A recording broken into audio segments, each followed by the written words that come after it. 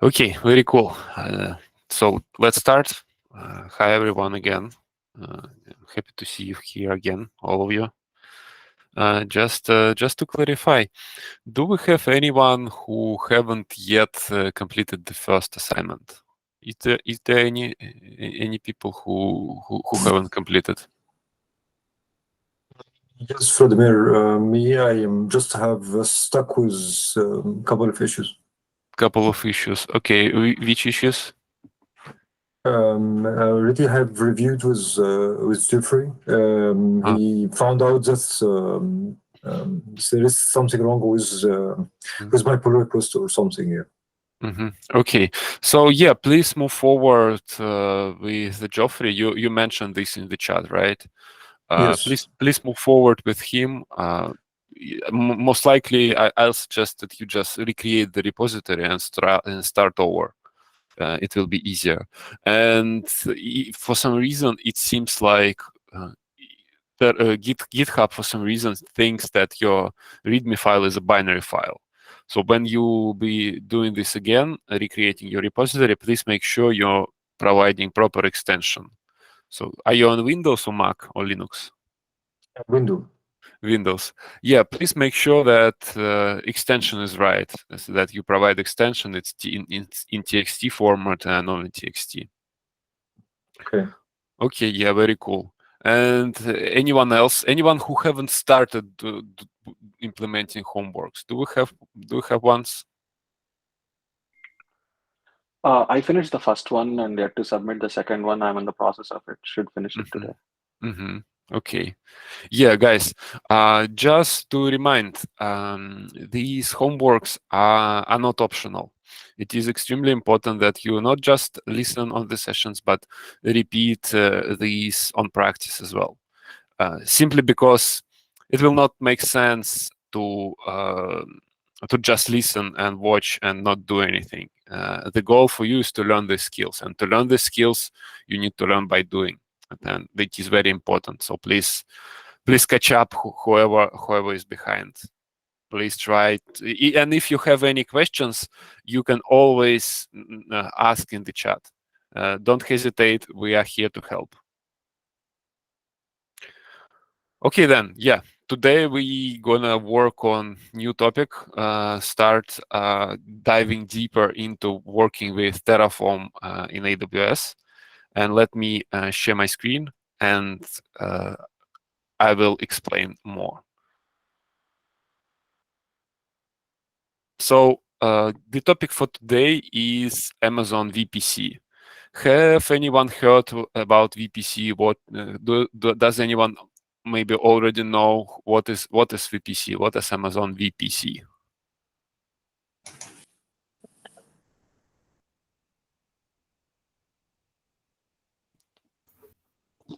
It stands for virtual. I forgot. Virtual private connection.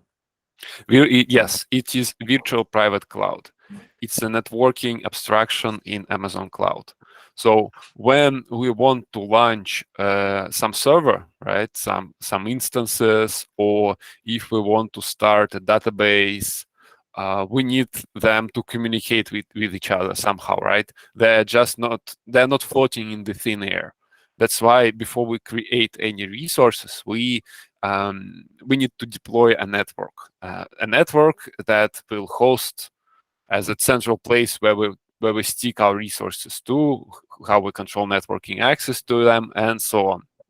But you might ask, how did we manage then to create EC2 instance using Terraform without network, right? That's because in your accounts there are so-called default VPC, which was there already for you, and it is exactly designed so you can try things out without having to worry about network. And when I was doing my demo, if you remember, I had to create VPC as well. And today we will dive deeper into more about what is VPC, what components it has, and why it is needed. So, and I will explain this real quick, this theoretical part, doing a whiteboard. So does everyone familiar with things like IP address, networking blocks, network mask? Do we need any detailed explanation about this, about computer networks in general? Or everyone like relatively comfortable with these concepts?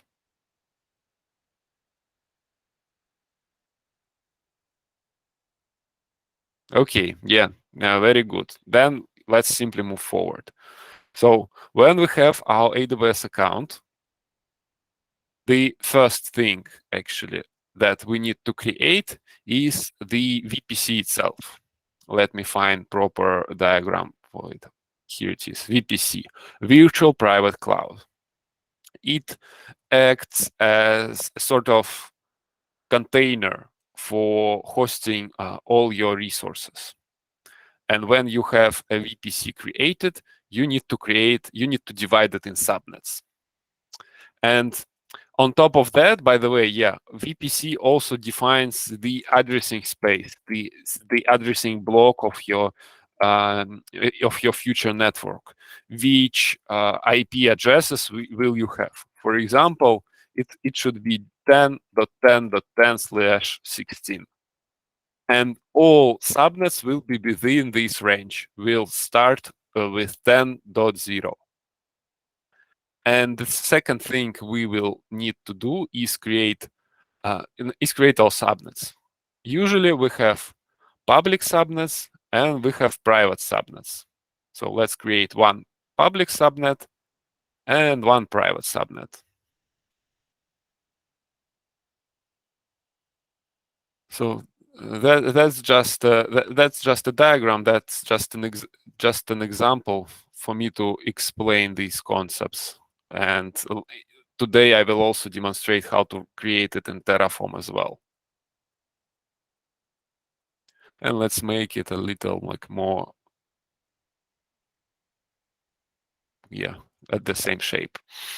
So and both public and private subnet also have their own CIDR block ranges. CIDR means subnet ID. So it will be something like, for example, 10.0.1.0/24. So /16 means we have hosts in this range. Yeah, last two digits are hosts. And /24 means we have subnets in this range. So, only one to two, from 1 to 254, whatever. And actually, no, let's start with 0 here. It will be subnet number 0. And let's say private subnet will be 10.0.1.0/24. And if it is too confusing for you right now, if these CIDRs are something you don't really understand, no worries. I will share some additional materials that you use to get familiarized with the topic offline, that can you read, and videos that can you watch. Also, there is a concept of availability zone. So each subnet should go to some certain availability zone. Let me find the proper container for that. Generic group. Yeah, availability zone. So when we creating our subnet, Amazon will ask us. To provide in which availability zone it should run. Can anyone, maybe someone already know, can anyone explain what is availability zone in AWS? It's as far as I remember, it's like the data center, the local data center in a specific region or country or something. Yeah. Yes. So exactly, but let me clarify this a little. So basically, region is like a country where you would like to run. It can be United States or some parts of the country. It can be Eastern United States, US East, 1, 2. It can be Western United States. It can be UK. It could be, I don't know, Singapore, Australia, whatever geographical location. And within these regions, there are multiple sets of data centers. So in simple words, yes, availability zone can be considered as a single unit, as a single data center. Usually we need multiple availability zones. Very often, 99% of cases, we need more than one availability zone. And can anyone explain to me why we might need multiple availability zones? Yeah, guys, Ramdan, please move forward. I have a question. Well, I'll answer yours, then I'll ask mine. Okay. So sometimes we can have a data center who has some problems. So with the availability zone, our flow gets load balanced to the other availability zone. It is exactly correct. Yes. And so sorry. Yeah, exactly right. So our availability zone is required. So in case, for example, there is power outage in the data center, I don't know, it is flooded or something else, the traffic can redirect it to the different data center that's completely independent and that is not affected by the outage. It is done for high availability. Yes. And yeah, let me know what is your question. Can we have two VPC with the same CIDR or no? Yes, we can, but we won't be able to connect them. To make any interconnections between them. So but in general, yes. If they're isolated, yes, we can. Okay, so there's another layer on top of the VPC that allows us to have multiple VPCs with the same CIDR. Because I'm thinking of two users. What if they choose the same CIDR? What would happen? You can have same CIDR in your own AWS account. This IP address is private IP address. It's from a private class IP address. It's not public IP address. It is not exposed to outside world. It's your internal network. Oh, okay. And you can have as many VPCs as you would like, and you can have all IP address for these VPCs identical. And it will work. AWS will allow you to create this configuration. But if you decide create more complex configuration where multiple VPCs talk to each other through private channels, it will not work and it will cause an IP address conflict. This is how it is working. Okay, thank you. Okay, very good. So basically, public subnet, private subnet is bare minimum that's required to provide to launch an EC2 instance, right? Let's have one public instance and let's have another one private instance. Let's call it that way, public. And so when we launch an EC2, it will ask us in which subnet we want to run it. And this is how it's done. But it is not enough to connect to this instance, to these instances. We need several additional things. So first thing first, we need internet gateway.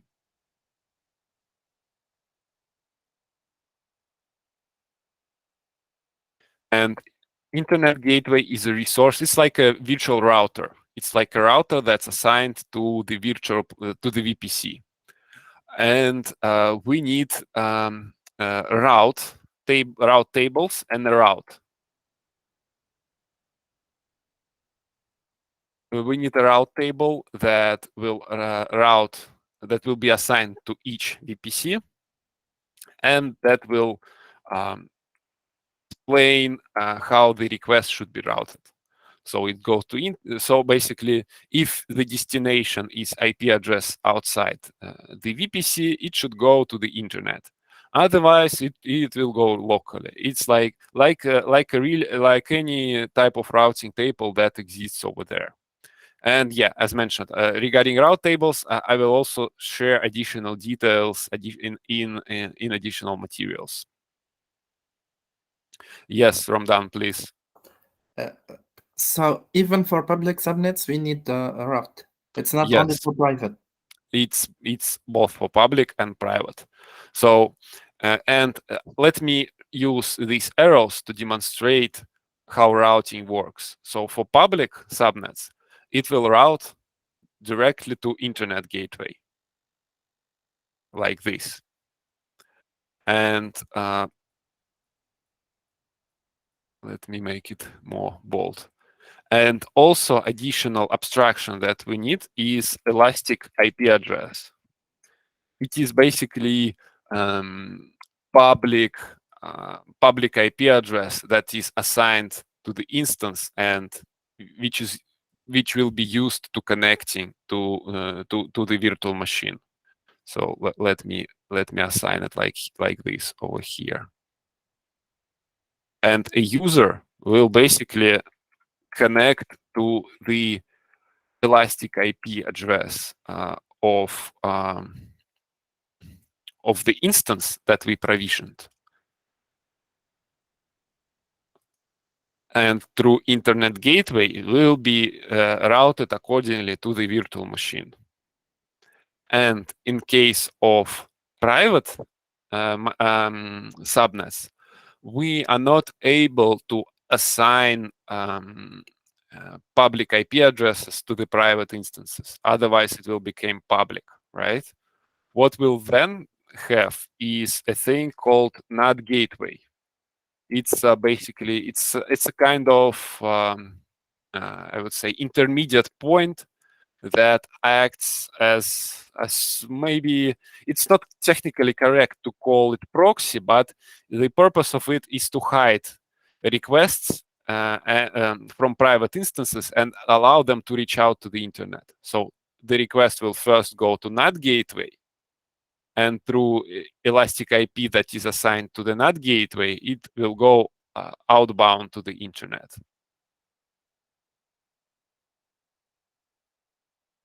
And this will be basically the routing of private sub. Actually, yes. Let me do it better. Also show you the routing. So the route table, which is assigned to private subnet, will instruct all requests to first go to NAT gateway, and from NAT gateway, it will technically the route itself will again go to internet gateway, because NAT gateway is nothing but kind of server machine that is proxying our requests and sitting in public subnet. So that's the configuration that we need to establish. That the configuration that we will build in Terraform. And a couple of questions that I have. So if we have this public server that has its own public IP, how do we establish remote connection to it? What tool, what technology should we use? Yes, SSH, correct. So, and what IP address should we post in SSH? Yes, public IP. Yeah, exactly right. This public IP. Thank you to everyone who responded in chat. Very good job. Okay, good question. But how do we connect to private instance then? If we, for example, need to run the update of our operating system or download something and install there, how do we remotely connect to private instance then? No, NAT will not allow us to do so. That's the purpose of NAT. It has its own public IP, but it's for egress communication. And the purpose for it is so it prevents like any other people to connect from outside. Let me check which options are suggested in chat. We can log in. Yes, so Pratik, very good answer. what we can do is, can you take the microphone and explain it as how you understand it? You explained it exactly right, connecting to public and from public to private.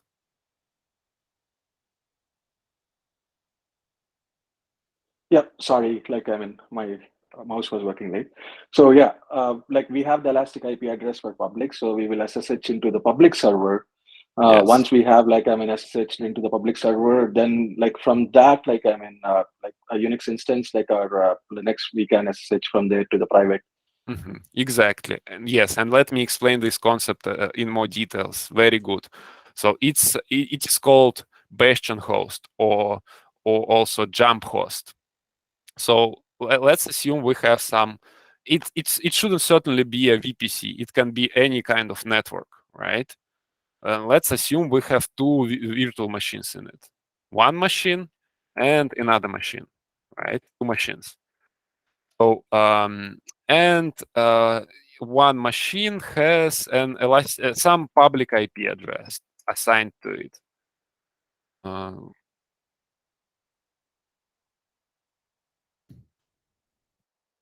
And it's sitting outside and allows outgoing communications to be established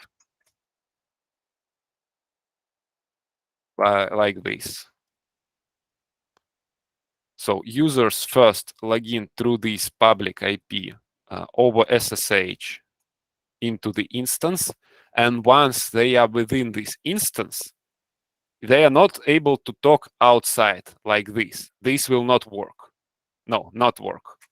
But they can connect here, and from here then can run another SSH command that will connect them to here. And this makes this instance is as a bastion.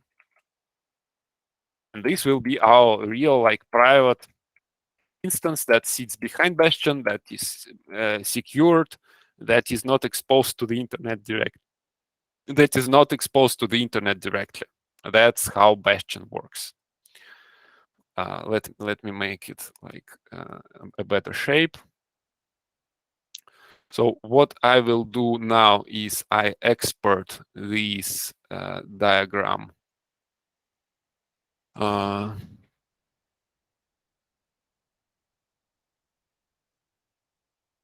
let me do it the other way.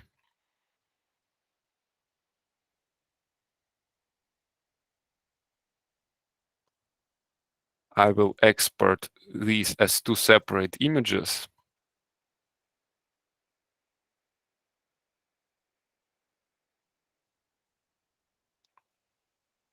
Okay, very cool. And the second one.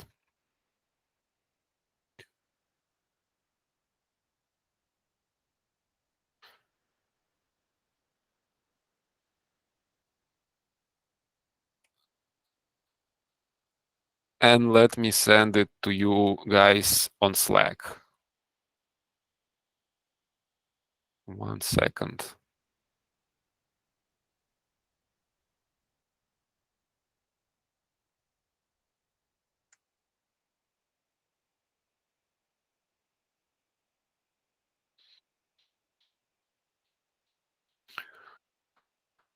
Okay, very cool. Now, the second part of our meeting today, we will spend writing Terraform code for creating our VPC. So here's what we had previously, and let me show you what I do. And this is how you should start every task that you ever do. So you have your command line, you have your Git, right? First thing first, remember you have this previous branch from your previous task. You should always first check out main branch. Okay, it says I have local changes. Let me delete them.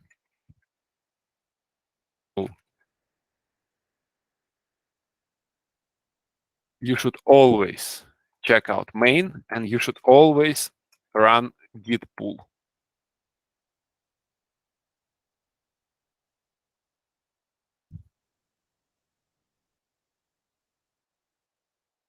this specific repository for some reason doesn't want to work.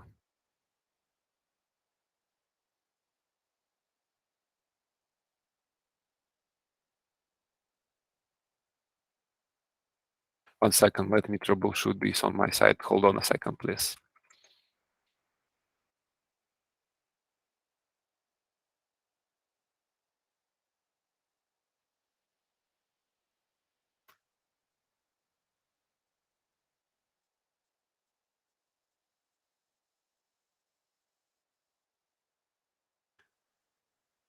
Yeah, okay, yeah, sorry for that. Usually git pull works from my side, but this time I had to run git pull origin main, like this. Let's check there. So, okay, yeah, we have all things that we need. Now we need to create new branch. Let's call it VPC. And only after that, after we checked out main, after we did git pull, we can create our new branch and start working. Okay, what we have here. So for now, I don't need these two instances. I will immediately delete them. And we only keep Terraform block and provider block. In fact, we can even remove it to providers.tf and create new file called main.tf and put all our actual resources there. And Terraform will automatically, should go here. Yeah. And Terraform will automatically pick up all TF file in directories and properly read them and apply them in the right sequence. Okay, so how this usually happens? How usually development of Terraform happens when we write Terraform from scratch? We just go to Google and say Terraform AWS VPC. And go to Terraform documentation. It very often has all the required examples that we need. So for example, resource AWS VPC main, we can simply copy paste it and it will be good. Yeah, that's right. So we can simply steal this example. We steal example from documentation, paste into our code, and tweak it and configure it as per our needs. Okay. So what we need to do is create a VPC, create several subnets, create internet gateway, NAT gateway, several IP addresses, and several routes. That's all. Okay, let's move forward. So next, we'll need AWS subnet. Again, very typical, very simple example. AWS subnet main. We specify that it is deployed into AWS VPC that is called main, right? This one. And tags, we don't need them for now. But it will be public. Actually, we will need two public. So it will be public 1 and public 2. And our CIDR blocks of our subnets should be different. 10.0, 10.1. Very good. Let's copy paste this and provide private subnets. It will be private 1 and it will be private 2. An IP address for this subnet, subnet CIDR range should be unique as well. Here should be 2 and here should be 3. Okay, what should we do next? We forgot to specify availability zone. So if we go back to documentation, we can find the parameter called availability zone and availability zone ID. In fact, it's a good practice when you're stealing something from documentation, copy pasting like that, you go to argument reference here and read and make sure you don't need any other arguments for your specific case. So for us, we need availability zone. So availability zone will be US East 1A for the first subnet and US East 1B for the second subnet. And same we need to repeat for our private subnets. First subnet will be in availability zone A and second subnet will be in availability zone B. And let me make sure and the region correct. So if you have US East 1, if you have US East 1, your availability zone should start with US East 1. If you have some other region, your availability zone obviously should be different. Okay, very good. So now we need to set up our gateways so network can function properly, and routing across our gateways. So for gateways, we need internet gateway and NAT gateway. Let's start with internet gateway.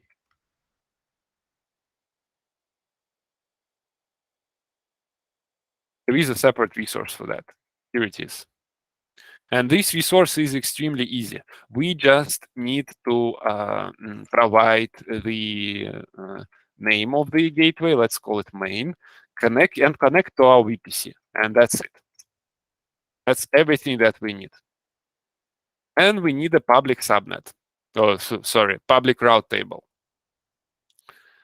Also separate resource that we can find in the documentation. AWS public route table.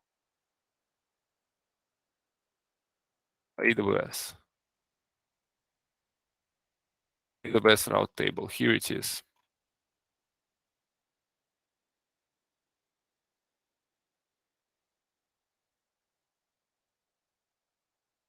So it will be public. So VPC main. And basically what we need to write is that all our traffic should go to our main internet gateway, to here. Basically, we're repeating what we have created on our board, on our diagram. And the rest of things we don't need. We don't need IPv6 routes, and for now we don't need tagging or names.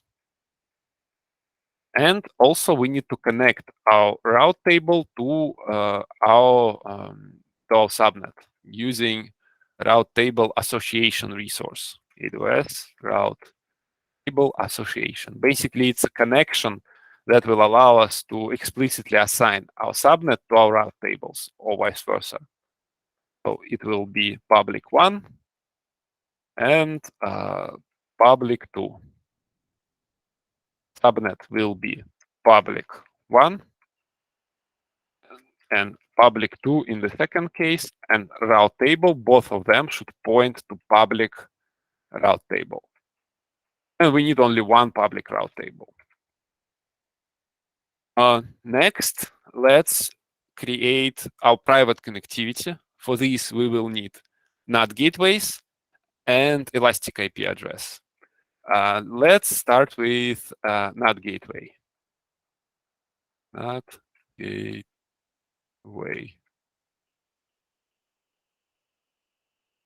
AWS. Okay, and it asks us for allocation ID. Allocation ID is nothing but elastic IP. Since NAT is just a box that's sitting in our network, it works like any type of NAT, traditional NAT, regular NAT, in office or in data center. It requires public IP address to allow this outbound communication. This means we also need AWS elastic IP address.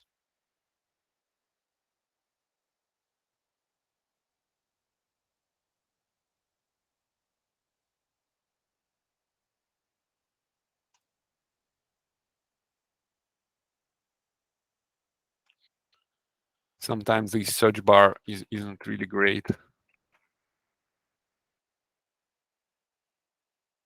Okay. Yes. Terraform. It's called EIP. Okay. Just steal this and create two elastic IP address.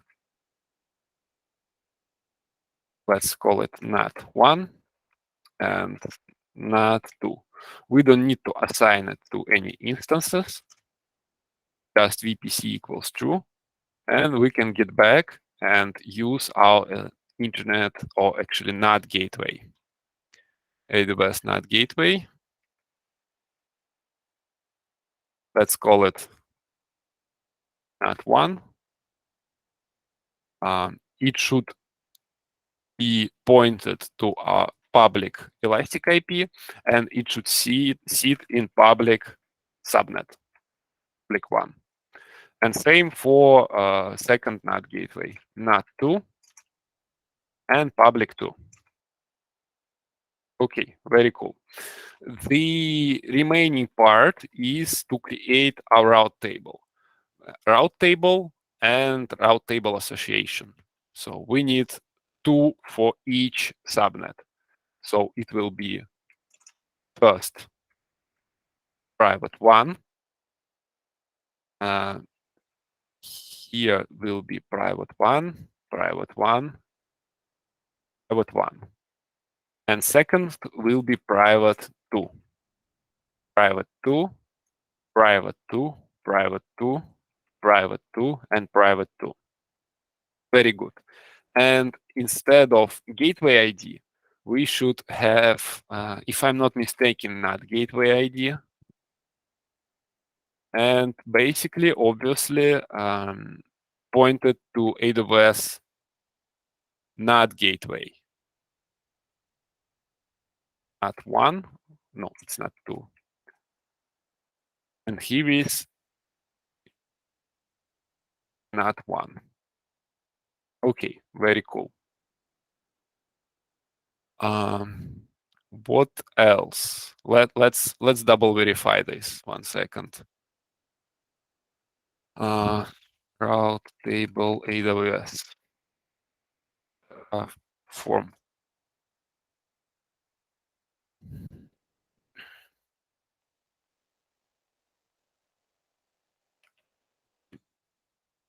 Yes, it is NAT gateway ID.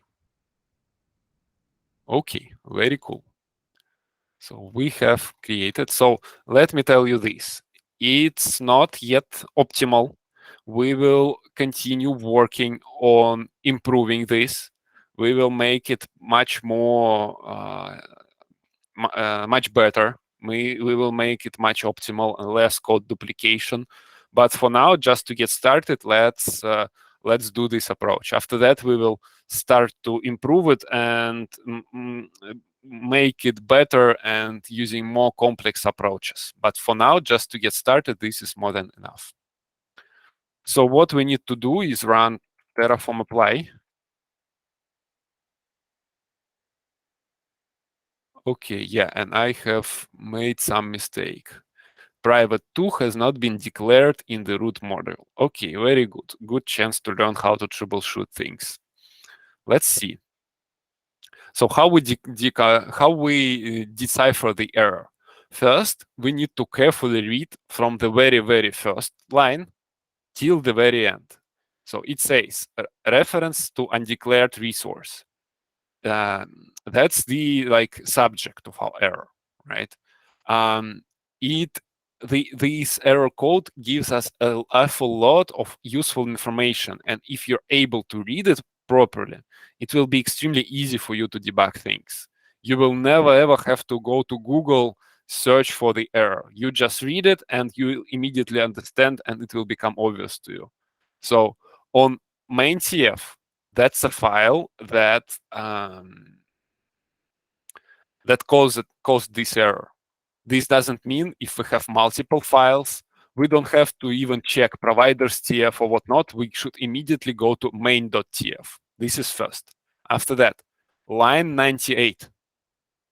This obviously means that we should find the line 98 over here. And it says that this resource, exactly this one, which is declared over here on line 98, has subnet private 2 that has not been declared. This means for some reason it's unable to find our, yeah, exactly. And here is the source of error. We have accidentally called it misspelled it in me and missed one word. It should be private, but we have privtya. So we need to correct it. Missing A. Now it should find these just well.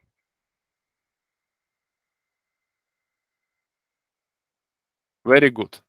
17 resources, confirm, and we'll need to wait a couple of minutes to have it created.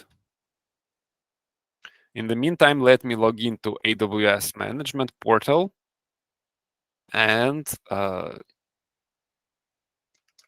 demonstrate you what is happening there.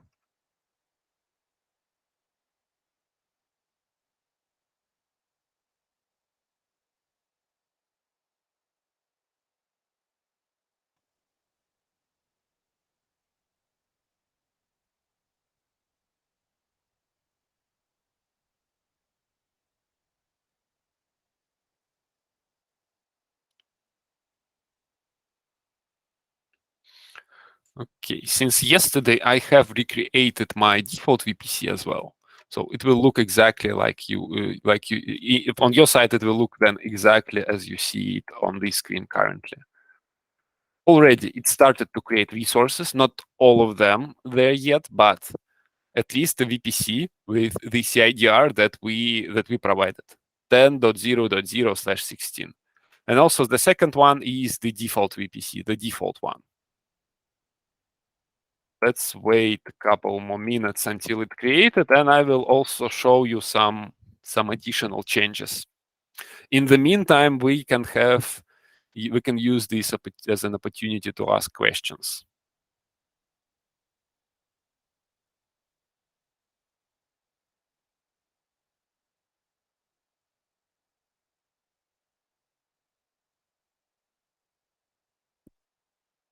Yeah, I'm done. So in the two private, like the private subnetwork and public subnetwork, and the resource declaration, there weren't anything indicating that it's a public or private one. They have different CIDR blocks, first of all, right?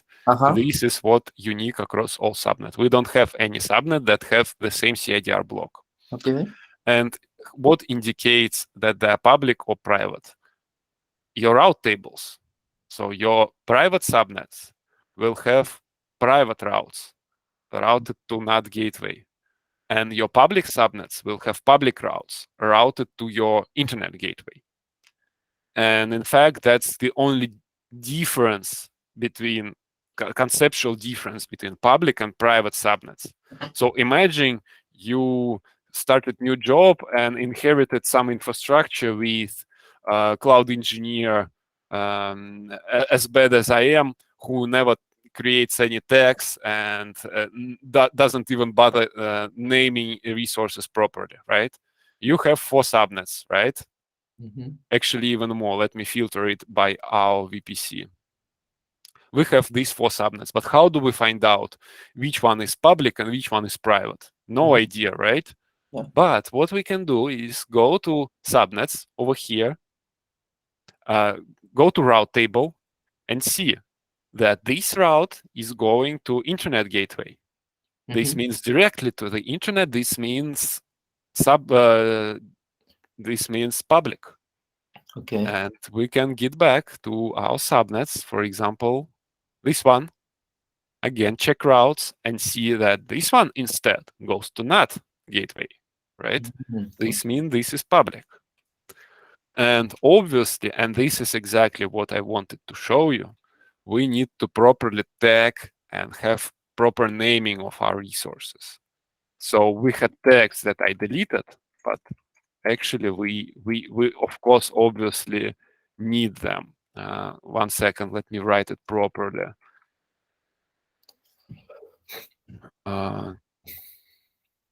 AWS subnet Terraform. So yeah, it will look something like that. Public 1. This one will be public 2, and so on. This one will be private one. This one will be private too, right? Okay. And when we run Terraform apply again, it will add this information to our VPCs. This time it was significantly faster. Let's refresh. And here they are. Now we don't have to go dive deep into routing and see what goes where, but we can just find out this is public, this is private, and so on.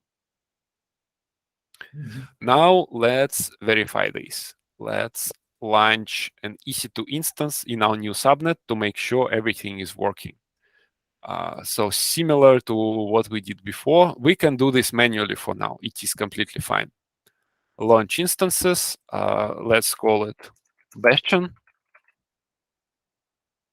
AMI remains the same. Instance type remains the same. Key pair, select a key pair or create new one, and change our networking settings. So it will be our new VPC, and it will be our public subnet. I will simply auto-assign public IP and create new security group that allows SSH from my public IP and launch an instance. Let's check it. Okay, Bastion pending. We can take this elastic IP address and SSH into the instance, just like we can SSH to any other instance. So the command is SSH EC2 user at elastic IP -i and whatever location of the SSH key that we have.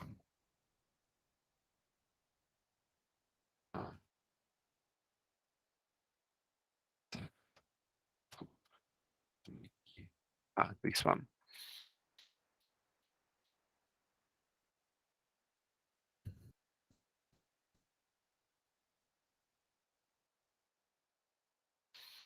And press yes. No. Maybe underscore user. I think I messed up my key. 1 second.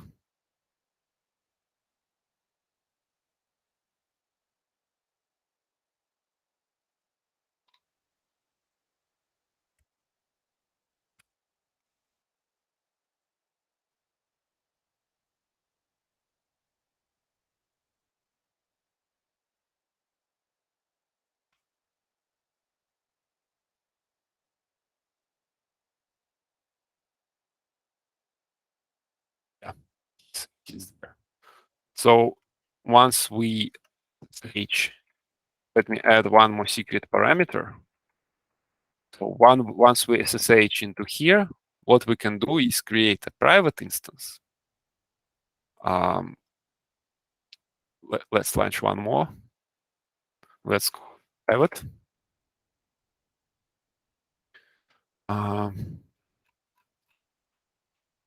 Same key pair. Let's create new security group that will allow SSH from within the range of our VPC. And also edit our, of course, obviously edit our subnet and put it on private. SSH port range 22, launch. Okay, and from there, we can use the private IP address to do SSH once again. EC2 underscore user at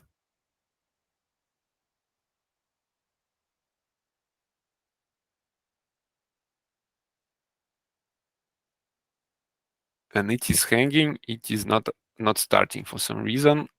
Probably due some maybe misconfigured security group. 1 second. Security 22.10/16. Yeah, all good. Maybe it's not yet started. Yeah, now it's working. Started to respond. Very cool. And now you can see that if we run hostname, it says 0. Really? No.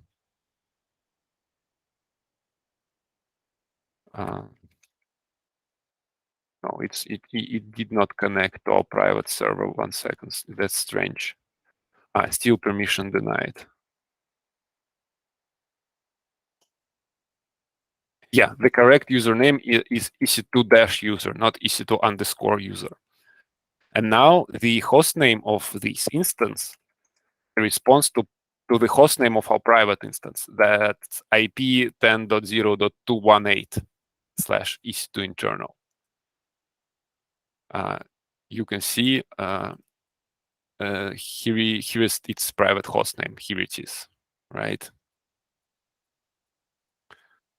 Okay, and there is a question, I believe. Yes, Ramdan.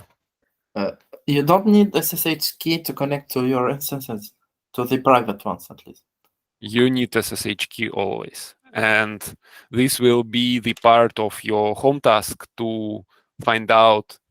You can do this manually, no need to do this using Terraform.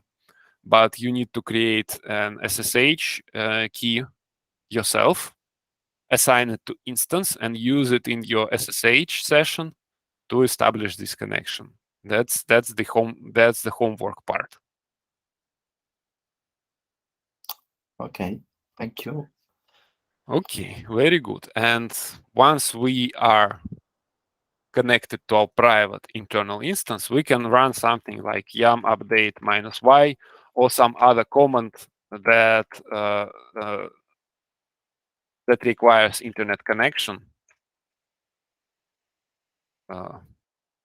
Interesting. It's or for example, curl google.com. Yeah, and 301 means it's okay. It was moved. That's fine. Or yum install, for example, links, which is a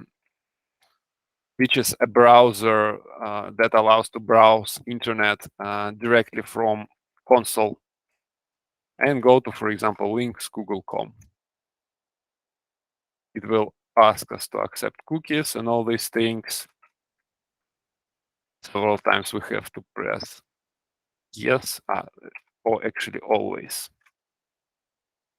Here it is. Does it look similar?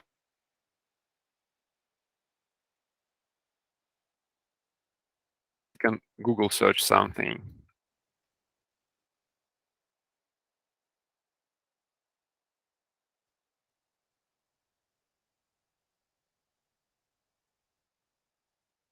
Or basically any type of console command that allows to check that you actually have this internet connection. And to clean things up, we need to terminate our instances. Don't forget to terminate all of them so you don't get charged. And obviously Terraform destroy. But before we run Terraform destroy, we need to commit everything. So we need to git add main.tf. We need to git add providers.tf, and we need to commit.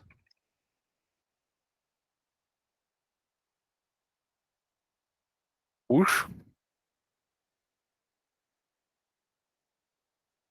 And create a pull request.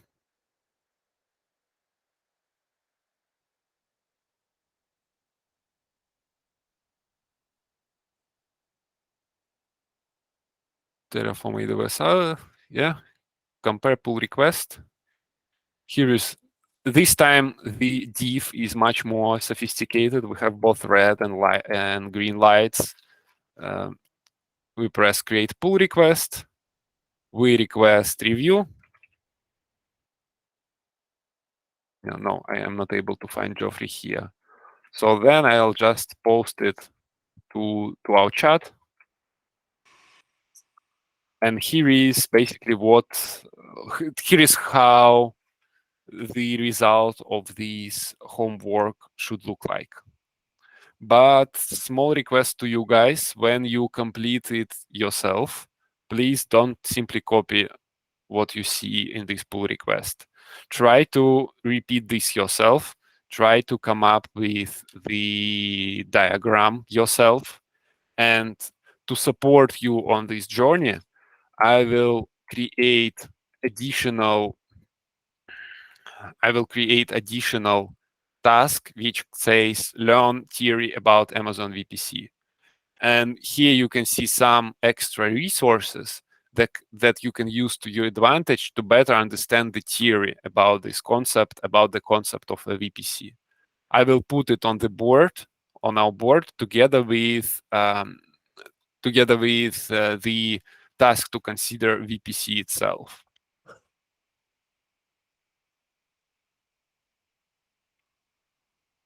Okay, let me stop sharing, and I will find out where's the board that we have.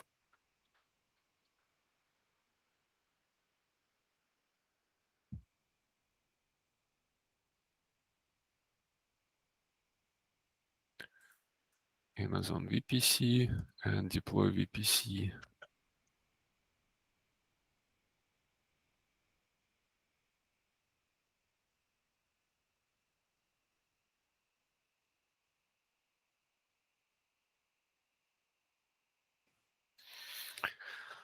Okay, very cool. If you check the board, you will see them.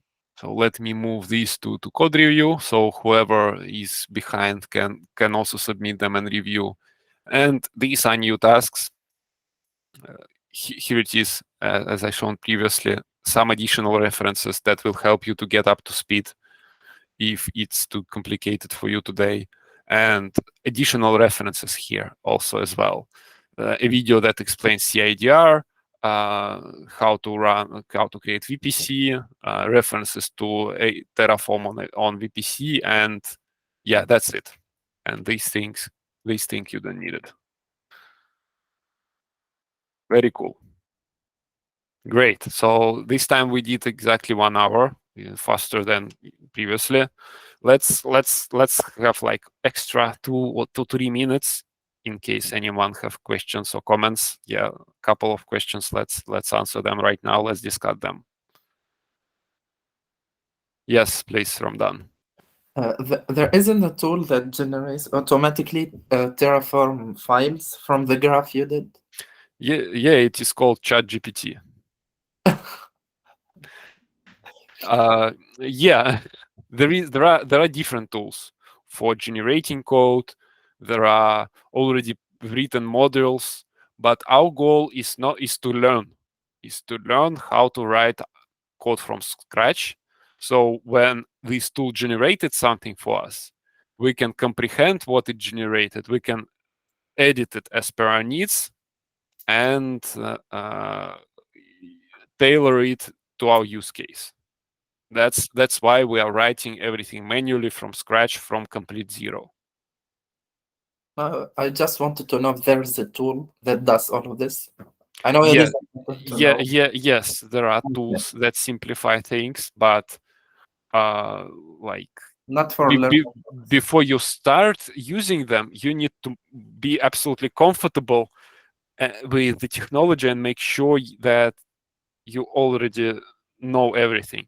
If you give a calculator to the child who goes to the first grade, he or she will never learn how to basic math, right? Yeah, that's true. That's the same concept here. We need to learn these things ourselves first, and after that, we'll definitely take advantage of these automatic tools, but we will use them with more confidence and have more understanding about what's happening. Okay, thank you.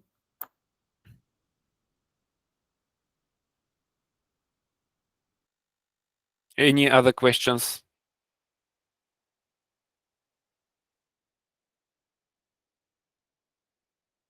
Okay, very cool. Then I wish you good rest of your day. And whenever something comes to your mind, feel free to share it in the in the chat. And yeah, let's move forward. Thank you very much, guys. Bye-bye.